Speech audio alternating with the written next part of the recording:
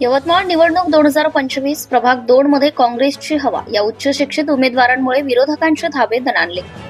यवतमाळ नगर परिषद सार्वत्रिक निवडणूक 2025 च्या प्रचाराने आता वेग घेतला असून प्रभाग क्रमांक 2 मध्ये काँग्रेस आणि राष्ट्रवादी काँग्रेस शरद पवार गट आघाडीने जोरदार शक्ती प्रदर्शन केले।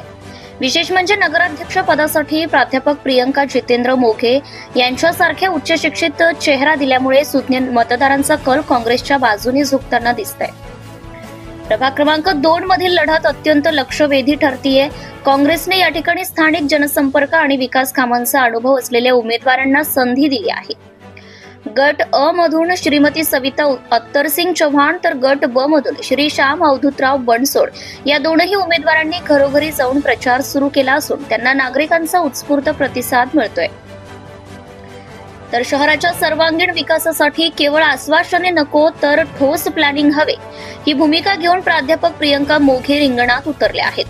उच्च तांत्रिक शिक्षण घेतलेल्या प्रियंका मोघे यांच्याकडे यवतमाळच्या समस्या सोडवण्यासाठी आधुनिक दृष्टिकोन असल्याने तरुणाईचा त्यांना मोठा पाठिंबा मिळतो आहे।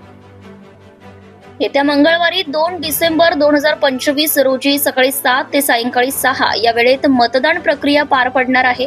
आपल्या प्रभागाच्या आणि शहराच्या विकासासाठी पंजा या चिन्हासमोरील बटन दाबून काँग्रेसच्या उमेदवारांना प्रचंड बहुमताने विजयी करावे असं आवाहन शहर काँग्रेस कमिटी यवतमाळ यांच्या वतीने करण्यात आले।